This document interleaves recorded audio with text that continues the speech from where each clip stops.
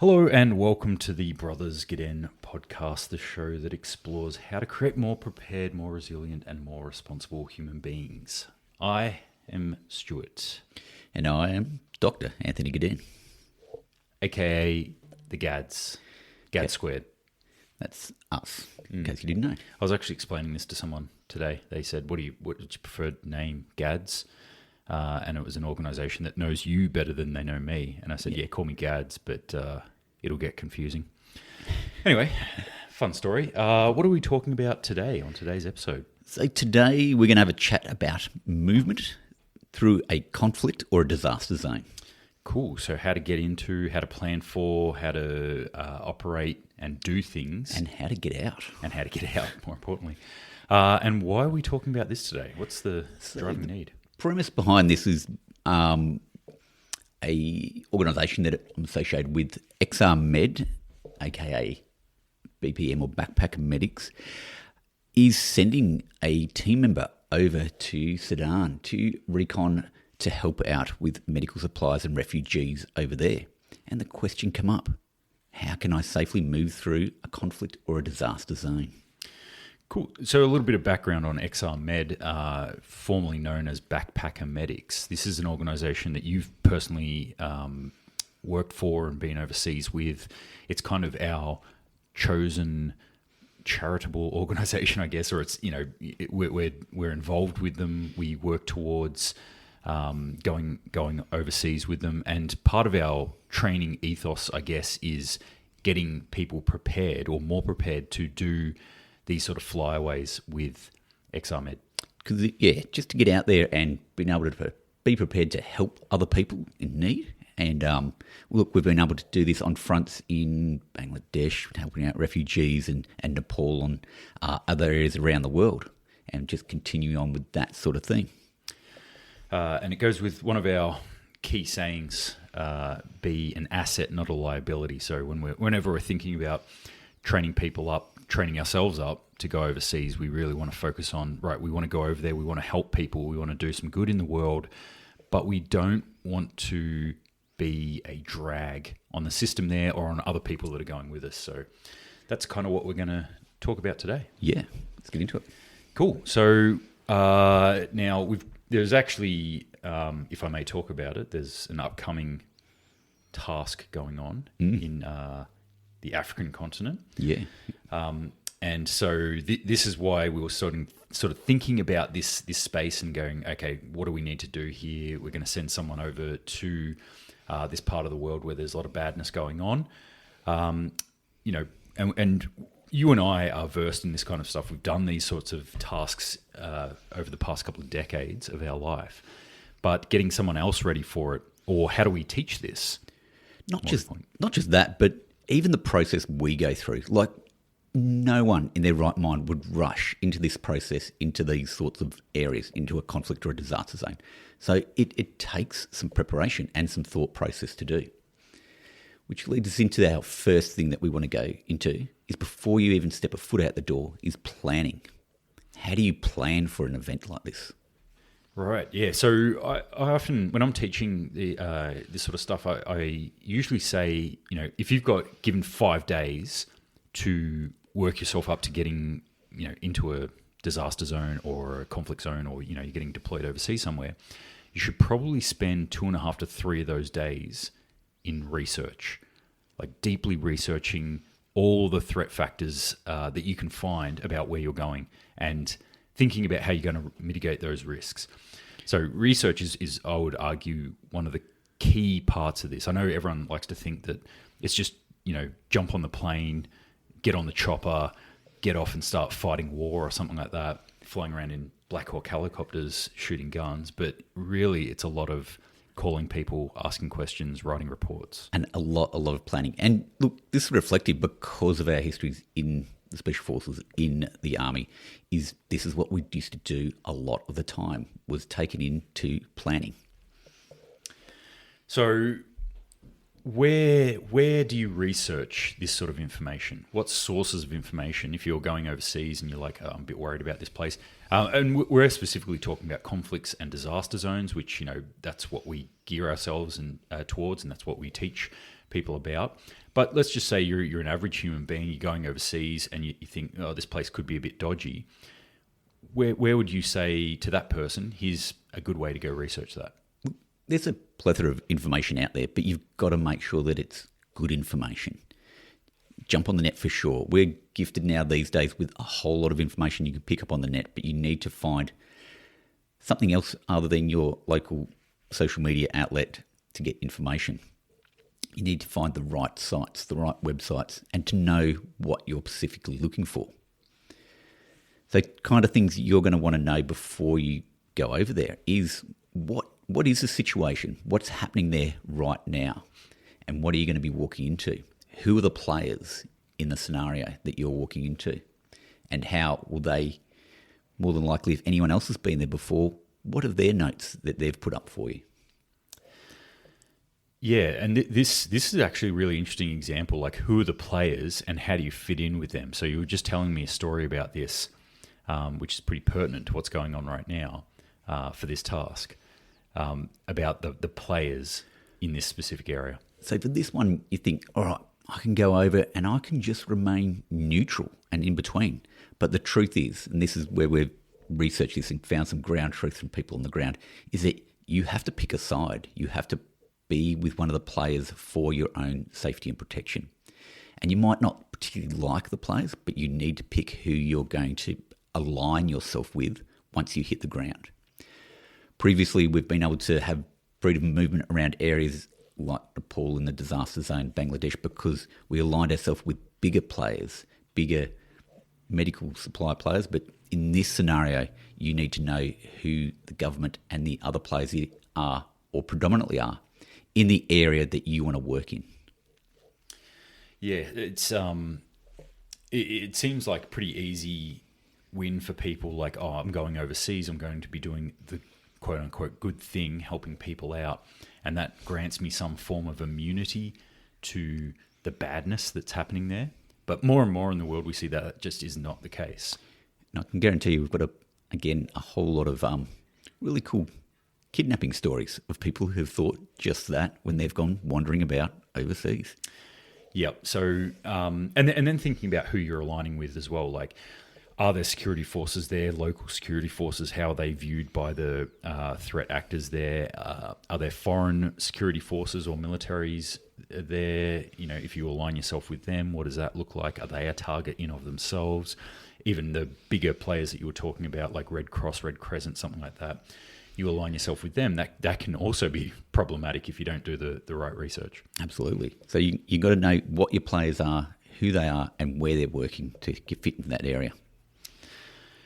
Cool. All right. How do we get into the country? So that's an interesting question because sometimes it's not just rocking up to the plane, getting the plane straight from the airport to another airport. You may have to go via another country. You might have to drive in, horse it in, camel it in, bustle it in, whatever might be the case to get to your area that you need to be. So you've got to think about what the consequences of such a long duration of ingress is for you. Yeah, this I went on a task somewhere that was very difficult to get into. It was a war zone, conflict zone, and was going in as part of a journalist team, so working as a medic / security advisor for a photographer going in there, and had to fly into a country and then hire a driver, drive to the border, get a bus over a temporary bridge over a specific body of water into this other country, and all these other checks and balances, and then another cab to somewhere else, and then picked up by another driver.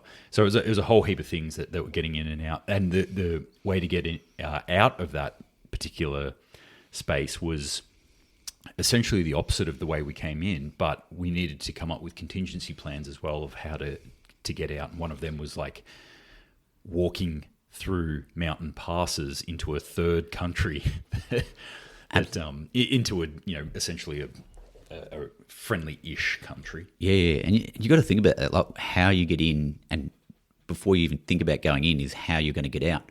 And you're not going to have maybe a primary source. So we always plan things with a primary, an alternate, an emergency sort of plan. So you need to know, all right, maybe I can fly in, but that might not work on the day. There might be restrictions. So I might have to land in another nearby country, and then I can get a car in for across. But what do I need to do to cross the borders? Oh, that won't work. Oh, there is a mountain track where we can horse it in. And that's my emergency plan for getting in and maybe getting out as well. Yeah, the getting out is a big one. It's something that really needs to be considered before going in. The idea that the way you came in is going to be definitely the way you come out. Things change so rapidly in conflict zones and in disaster zones. You might fly in. I've had this in areas that have been flooded, and then the floods have continued, and then the ability to fly out is no longer there. Or in conflict zones where the airspace has actually been hit or mortared, so planes actually physically couldn't take off or land there anymore. So we had to find an alternate to get out of there. And so the next thing is we've got our plan to get in, but what are we going to take with us to do this job? Now, it depends on why you're there and what you're doing, but you want to be independent. And a lot of these places, it's going to be infrastructure and supply chains will not be working. You'll find it very hard to get resources. And if you're working in a humanitarian sort of position, you don't want to be impacting on the people that are there. They're going to have limited resources to start with. So what sort of stuff do you need to take with you, one, to do your task, and two, just to survive?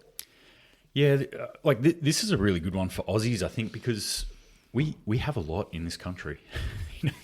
We live in the lap of luxury, really, in reality. And as long as you've got dollars in your pocket, you can get into a vehicle pretty much anywhere on the eastern seaboard and start driving, and there will be regular fuel stops, regular food stops, regular places to stay and sleep, places to get a drink of water, all that sort of stuff. You don't have to regular medical aid if you require it. All that sort of stuff is readily available. And taking that mindset overseas can be problematic, that things just are not available. It doesn't matter how many dollaroos you've got in your pocket, you may not be able to actually buy food in certain areas or water. Or if you do, you're taking it off people who might actually really, really need it. Yeah. And look, I'll just go back to when we did the earthquake response in Nepal. We went over there with the idea, we took all the food and supplies that we had with us to survive for 2 weeks. And when we ran out, that was the end of the game. That's when we were coming home. So it might, in that planning, it limits how long your duration that you can stay in one of these zones. And you've got to be aware of that as part of your planning, in how deep you're going into this country, you're getting out again, when your turnaround point is at any stage. So what sort of stuff did you take over with you? So look, we're there primarily for medical response. So we took a whole lot of medical supplies, as much as we could find and people could give us, and as much as we could physically carry, because we needed to be able to carry all this. It took some money to be able to buy transport and get some help. And we took food, enough food to cover for everyone, sleeping supplies.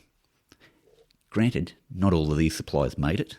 Some people were just sleeping in the dirt, nothing else but a plastic tarp wrapped around them. And ways to clean or collect water, is most importantly. So we had food, water, our supplies, and something to sort of live in and put up with the elements and the conditions. And that was mostly the extent of it at that stage. Mm-hmm. Yeah, the medical one's quite a big one. I take a relatively extensive first aid kit in comparison to what I see with most people when I go overseas anywhere. But if you're going into one of these areas, I usually think, right, I need to triple it or quadruple it at least. There's no chance I want to get caught out, but you are probably going to be giving out stuff, especially like we're talking about XR Med now. That's the goal of why we're going overseas there, is to set up med clinics and render aid to people over there. So you're going to have to take a lot more than you think you are.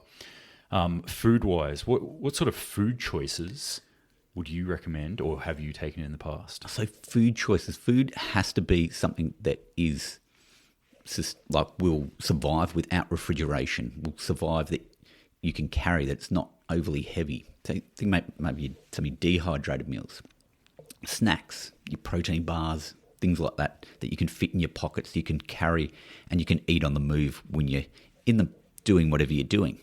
Because you're over there for a specific purpose. You're not there to holiday when you're in these kind of places, so you need to be able to eat on the go. Make sure that you know how to prepare it and that hopefully it's a little bit tasty. That's usually what I'm going overseas with. A lot of dehydrated camping meals, that sort of stuff. Stuff that just requires a bit of water, a bit of hot water in it. And then you've got that meal, lightweight, lasts for years if need be. The old, chucking a banana in the bottom of the pack is not going to work out so well. Not after day 2. No. So, yeah, and then your protein bars and stuff like that, little snacks to keep going. Certainly eating gourmet is not high on the list of priorities. No, it's just got to be sustainable. Enough sort of calories to get you through the day so you can function is the end of the day. Doesn't hurt to think about some electrolyte replacements or maybe some multivitamins to help you get through, because that's going to be lacking. You're not getting fresh fruit and veggies. You're not getting all those usual meals, so you need something to replace those to keep you functioning at the end of the day. Yeah. Yep, that's a big one that I've always got in there. Multivitamins,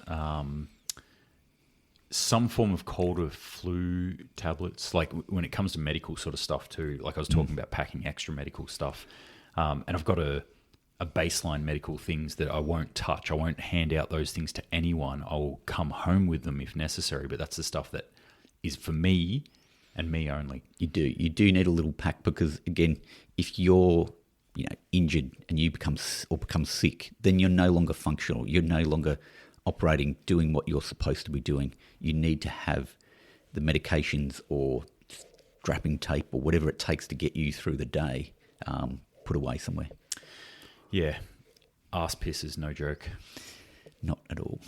Only if it's happening to someone else. Yeah, then it's superiorly funny.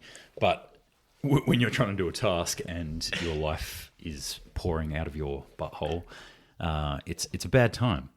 It's a real bad time. So take the stuff to stop that. I mean, generally speaking, if I can ride that kind of thing out, just have a couple of days to, ride it out, get some good nutrition in, get some electrolytes in, and allow my body to flush it. That's what I'll do. But that's the idea. You don't want to keep that stuff inside. It's bad. Yeah, when you start banging Imodium in, and you're just keeping that, whatever it is, in your stomach, in your and it just spreads everywhere else. Yeah, it gets pretty nasty.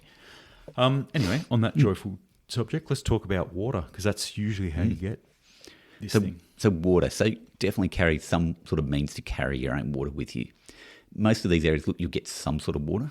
You'll be able to find it somewhere. You won't be able to carry all the water that you need for 2 weeks. I mean, think about it. You're going to need, at least 4 litres a day, depending on what the environment's like that you're working in. So you're not going to be able to carry it, but you need a way to secure your water, collect it, and clean it, which is the most important bit. So if you have a think about how you're going to sterilise your water, that can be through Puri tabs. You could have a process where you boil up the water every night, let it cool, put it in your containers, refresh everything, ready to go the next day. So Puri tabs, for people who've never come across them before, little tablets you put in water and it kills all the nasties in there. Yeah, it's like they're chlorine tablets basically, and it's like drinking a swimming pool, which is great. Yeah.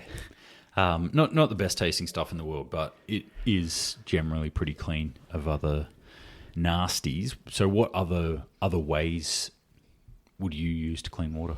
So, like I mentioned, boiling your water. Mm-hmm. It's a time-exhaustive process, boiling, though. You need to get enough water for each day is to boil it all, but it's one of the best ways to sterilise your water.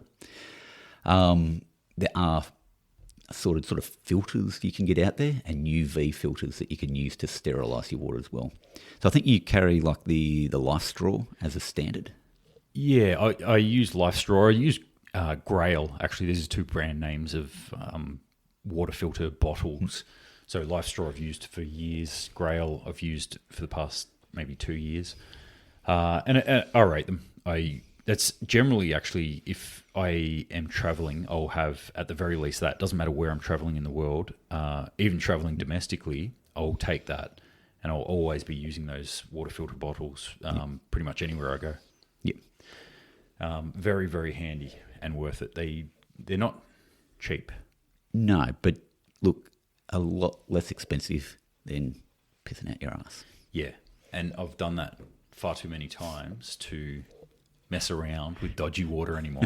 So there's my most used piece of kit is a water bottle, a water filter bottle, I should say. All the Gucci equipment that I own, all the cool stuff and the gadgets and the doodads, it's the water bottle that I use by far the most. All right, what else we've got to consider? We need to sleep at some stage. Ideally, yes, you need to sleep. So you need a sleeping bag. Look, sleep's super important. If you want to, again, function, even in modern day, if you lose a bit of sleep, you lose your ability to cope with things. You lose your ability to cognitively be aware of what's going on around you, and you can put yourself in a lot of danger by being tired. Getting a good night's sleep, getting a rejuvenating sleep, and that might only be for a few hours, depending on your task, but it can make a world of difference of how you operate the next day.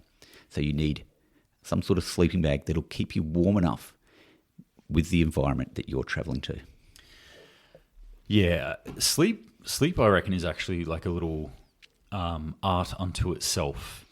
The art of sleeping rough, which we could probably do an entire podcast on, going into natural fibers versus synthetic fibers, the pros and cons, weight, heat distribution and retention. Look, you're talking about how to sleep on the ground, around a rock, wrapped around a tree, wrapped around a hill, in the back of a ute, in the back of a truck, on an airfield, anywhere else that's noisy, smelly and horrible, and still being able to sleep. Yep. That's an art form. Yeah, absolutely. One of the key things I think that you said there, though, is that if you don't get sleep, if you're just going to go, bugger it, like whatever, I'll compromise my sleep, what you're actually doing is potentially compromising your safety, but not just for yourself, also for others around you. That if you are sleep deprived, especially if you're somebody who's not used to being sleep deprived, a kid like me who has a child under 2 years old, so sleep deprivation is the norm. You should be literally used to it by now. Yeah, totally. But if you're not used to it, and all of a sudden you're thrust into the situation, you're losing sleep, you're not operating very well at all, you are going to be, again, a bit of a liability potentially to your teammates, to people around you. Not going to be able to perform as well, and you might actually be doing things that are dangerous. Absolutely. So getting a good night's sleep is important. So you want to keep warm, you need to keep dry. So we've got talk about bags, sleeping bags, and equipment to keep you warm, but you need something to keep you maybe off the ground, or so you can think about hammocks, tarps, tents, swags, depending on what you've got the room to carry. Yep. Going into places that are hot or bug filled as well, thinking about how to keep bugs off you. So tents are usually a pretty good idea, little hiking tents or just a mosquito net. Look, cannot underrate the mosquito net is so small, it's so light. The amount of different diseases you're going to fend off with having a good mosquito net, not having mosquitoes bite you and bugs bite you, is exponential. You really need to have some sort of bug protection. Mosquitoes kill more human beings than any other animal. Absolutely. So get your brain around that little fact, and then you start to see the importance. Keeping mosquitoes off me is not just something that takes away the annoyance of buzzing in your ear at night. It is actually something that is life-saving, potentially. So, yeah. The one thing I've changed over the years, I think, as I've got older, is actually trying to build in a little more comfort into it. Where the old saying in the military was pack light, freeze at night, where you'd go, I'm going to take a really light sleeping bag and nothing else, or even no sleeping bag, and just freeze your butt off at night and just muscle your way through it. But as I've got older, the pads have first appeared and then got thicker, and softer. The pillows have got bigger and softer. Are you talking the padding around your middle or the pads you take out with you? No, I'm svelte. Thank you very much. I don't have that pudge, that middle-aged pudge yet. Okay. Yeah. As long as you're telling yourself that, don't let anyone tell you any different. The fat padding my internal organs, keeping them warm. No, I don't have enough of that, so I get cold at night. But look, I think it's a genuine thing. Having padding is a good way to, again, keep you rested. It keeps you rested on a psychological and physical scale that is up there with importance as well as with sleep. So if you can rest when you can rest properly by having a little bit more comfort, you will, again, do better at your job. It's not just a comfort thing, it's an operational thing. Speaking of operational things, when it comes to sleep, thinking about what could go wrong, that's usually what I'm thinking about when I'm sleeping. This is probably my most vulnerable point right now, when I'm unconscious. I'm in the dark a lot of the time. If something goes wrong, what do I need to do? So when we're in the military, we'd sleep with boots on, for example. Or at least your boots would be beside you and ready to go. And this is the sort of stuff that people don't think about a lot. And I've seen people get caught out by this when we're in a hotel even, and something's gone wrong, because things go horrifically wrong in hotels. Just because you're in a hotel doesn't mean things are going to be safe. They Absolutely are prone to collapse during earthquakes. Or just to give you a little story on this, an organisation that I've worked for previously, Reuters, news agency, unfortunately just lost one of their security advisors, Ryan Evans, over in Ukraine when their hotel got hit. So this is, unfortunately, the reality in conflict zones is, like I said, just because you're part of a journalist organisation, an aid organisation, just because you're in a hotel, it doesn't mean that you can't be targeted or hit or something could go wrong. How do you situate yourself, or what are the little tips or tricks that you think about when you're setting yourself up to go to sleep? Absolutely. So think about when you go to sleep, right? You set up your area, you got your comfort area, you got your backpack out. If you're going to take your boots off, which you might do for a bit more comfort so you get a bit more sleep, have them by your side. Know where they are. Everything that's out of your pack is in arm's reach and you know where it is, or it's tied to you in a pocket. So my headlamp will either be right by my side or wrapped around my neck. So if I get up in the darkness, I at least can see what I'm doing. My boots, I know my boots are always on my right-hand side next to my hand, ready to go. My pack's packed, sitting on my left-hand side, ready to go. So I don't have to see particularly to find these things in the night, but I've got my headlamp as well. Everything else is in the pack, secured, ready to go. Yeah, and that's one thing that I try and do as well is have my pack relatively packed. Or if things are out, then there's a part of my brain says that thing's gone. Yeah. Like if something goes wrong here, you're not leave that behind. Yeah, you're not taking that with you. Yeah. So anything that's out of the pack is something that I'm willing to give up forever in case of an emergency. Everything else that is actually really critical for me will be in that pack. So yeah, I can swing my feet off the bed. I know where my torch is, my headlamp is, so I can put that on, get light. I can slip into my boots and start moving without tying them up, without having to do them up. You can start walking, or at least, moving a little bit faster in boots, and I'll tie them up later. And with one hand, grab that pack and basically head for the door or for whatever the emergency exit is. So hotels, that's, something you consider. Quite often going into these sorts of locations, you can access hotels. They are there. It's just whether you should, and also thinking about what the threat might be on that particular hotel, if they've been targeted in the past, or, whether it's safe to do so. If there are a lot of other, maybe, let's say, for example, Western people are frequenting that hotel and there is a lot of anti-Western sentiment in the place that you're in, that could be a problem. So thinking about who else is using that hotel as well. Yeah, know the threat level if you're going to stay somewhere in particular. Know it from, anyone that might take action against it. Look, it might be criminal threat, might be fire, might be flood, earthquake where it collapses. So you've got to know what the threat is, know what your exit routes are in and out of the hotel and the place like that. Again, always have a backup. Make sure you can Find where the back door is if you need it. Don't use elevators and know where the staircase is. So just have all these things in mind when you approach or you find a place. One thing I usually teach people about hotels is when I check into a hotel, I go into the room, I'll put my bags down and secure them, do whatever, and then when I leave to do whatever, to go on task or just go down and get something to eat, I will leave via the emergency exit. So I'll actually prove that route. I'll walk it, I'll see it, I'll know exactly where it is, so that if an emergency does happen, let's say the building is on fire and it's filled with smoke, I'm not trying to figure out then where the emergency exit door is. I'm not wondering or worried about if one of those doors is locked or if that stairwell is used as a storage area and full of shit. Don't be surprised if a lot of these doors are locked, nailed shut, just due to the hotel owners trying to keep some sort of security on their place from people sneaking in the back door. So you need to know that it actually works and you can get out of it. Yeah, and I've come across stairwells that are just totally used as storage areas, like impassable, essentially. So check that. Cool. So we've come in, we found somewhere to stay. We're going to head out in our sort of operation, whatever we're doing the next day. So we need a means to get around. We want to have a look at vehicles and want to think about what our options are there.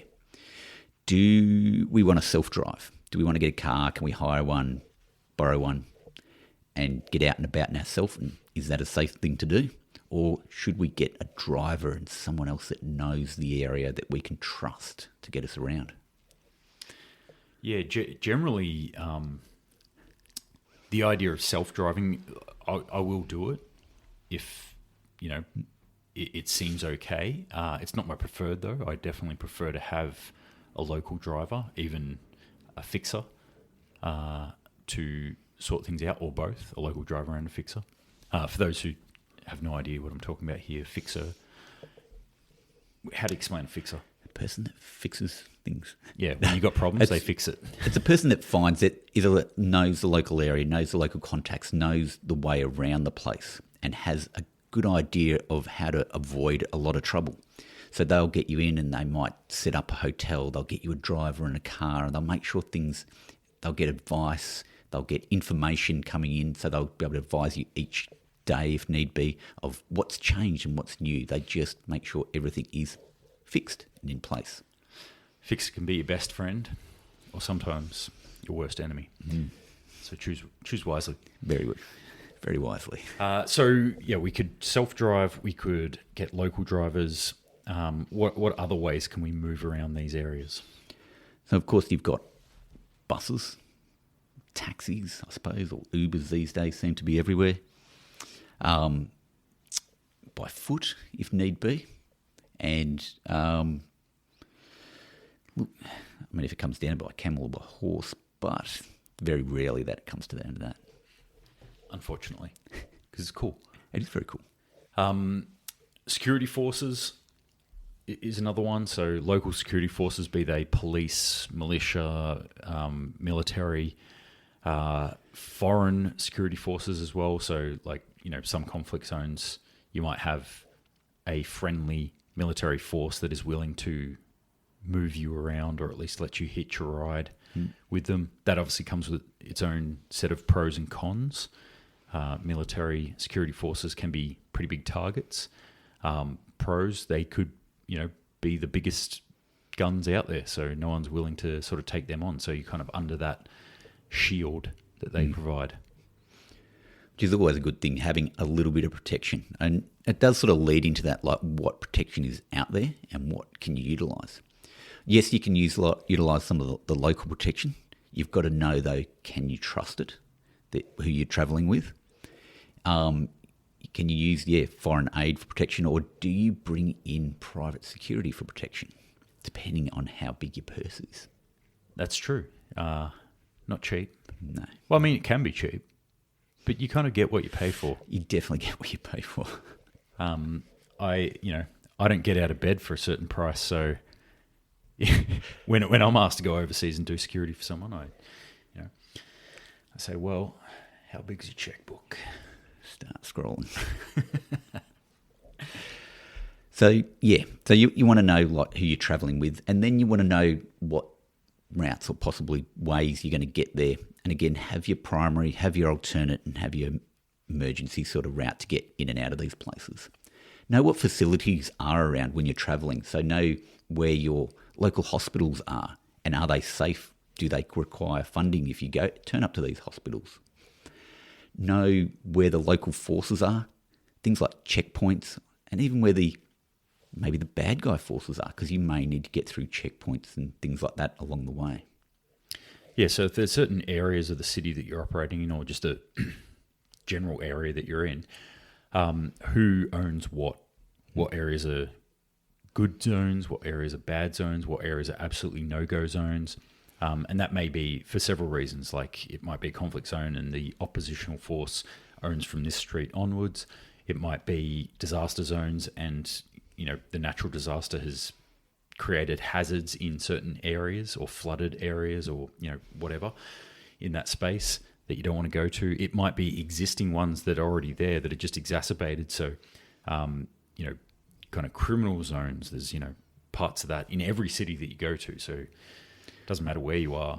Zones you don't go into, you just avoid because they're too dangerous. Yeah, the west side of Melbourne.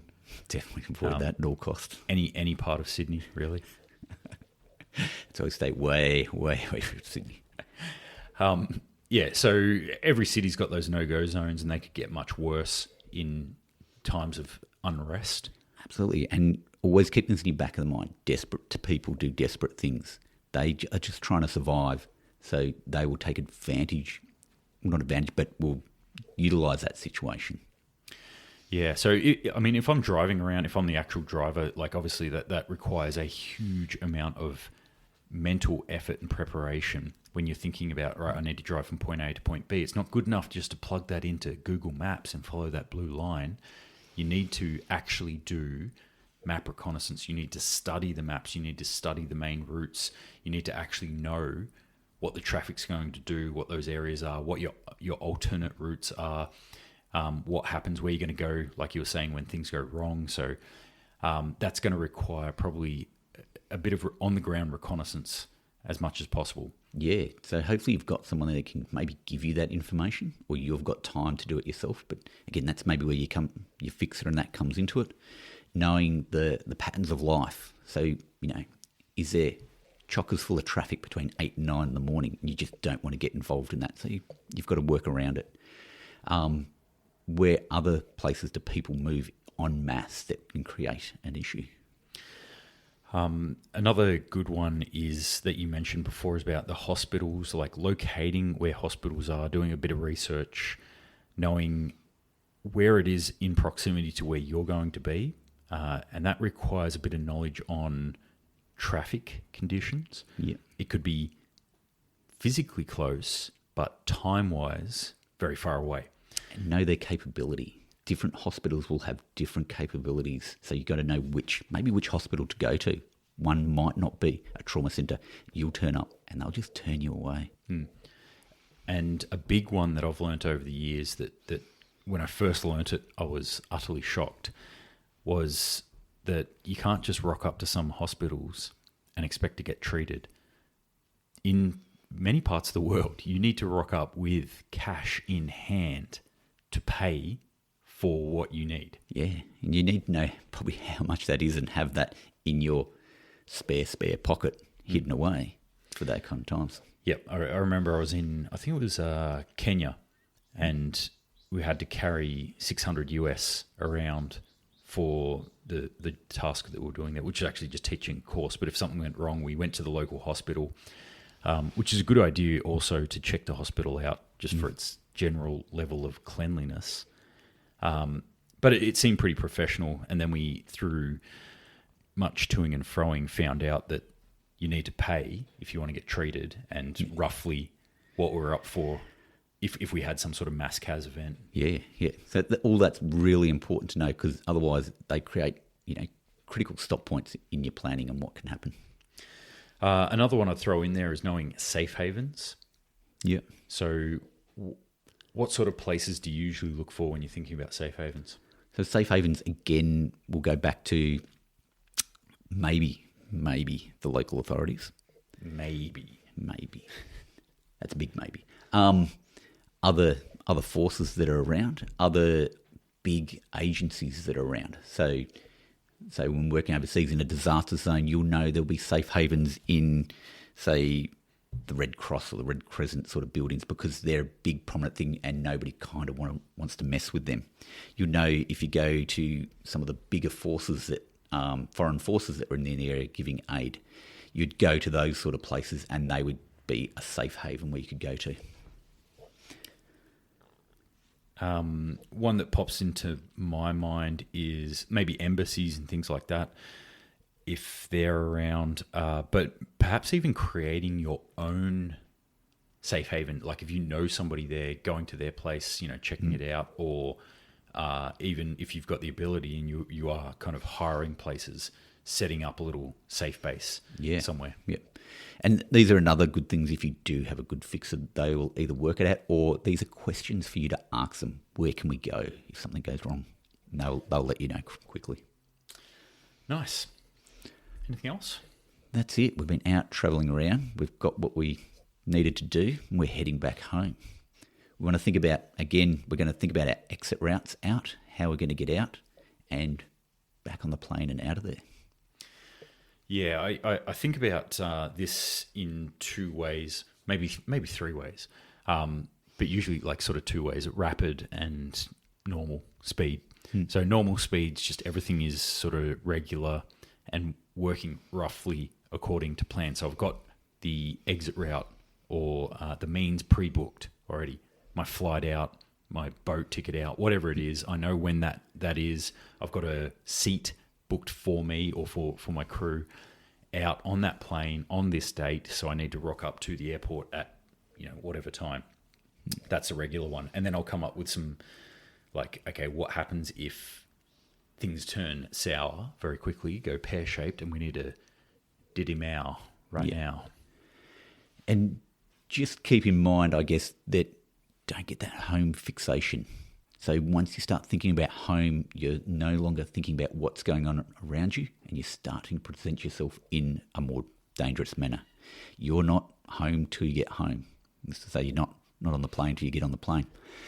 You've got to make sure that you keep focused on what you're doing and your safety all through these exit movements as well. Until that tiny little bottle of whiskey gets put in front of you on the tray. Then you're there. You're still there. So be there. Be here now. This also like comes to like just tying a few of these things together and tying this in with our previous podcast on EDC carrying stuff on us. So middle of the night, like I said, worst case scenario for me, middle of the night, things go for whatever reason very, very bad. Maybe the disaster got worse. Maybe the conflict has hit the city that I'm in, hit the particular area that I'm in, and we need to evacuate right now. I grab my bag, or I can't grab my bag maybe. Can I get my shoes on? Can I get my boots on? I know the escape route. I get down. Those levels that we were talking about in the EDC, what do I have on me, on the person? Usually when I'm explaining what I have on the person as a bare minimum, it will be how I get out of the place. So how I escape, what my escape plan is. So it'll involve having my passport or identification on me and having enough of a facilitation fee, whether that be buying tickets when I get to the airport or to the bus station or to the seaport or whatever it is, or having to pay someone to drive me, or even pay a toll or a facilitation fee, or what you got in your pockets ready to go. Yes. So you might not grab your full pack, your big pack. Maybe you might have a smaller pack that'd be ready to go if you need to move ultra fast. A get out of Dodge pack. That's the one. You know, it'd be great for that. What's that? Fanny pack. Oh, no. Bum bag. No. Yeah.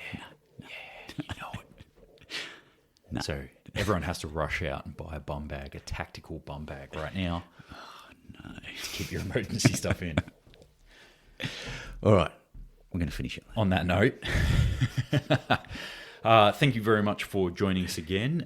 If you've made it this far in the podcast, appreciate you listening to us. Thanks, Bulge. And catch you next time. All right, see ya. See ya.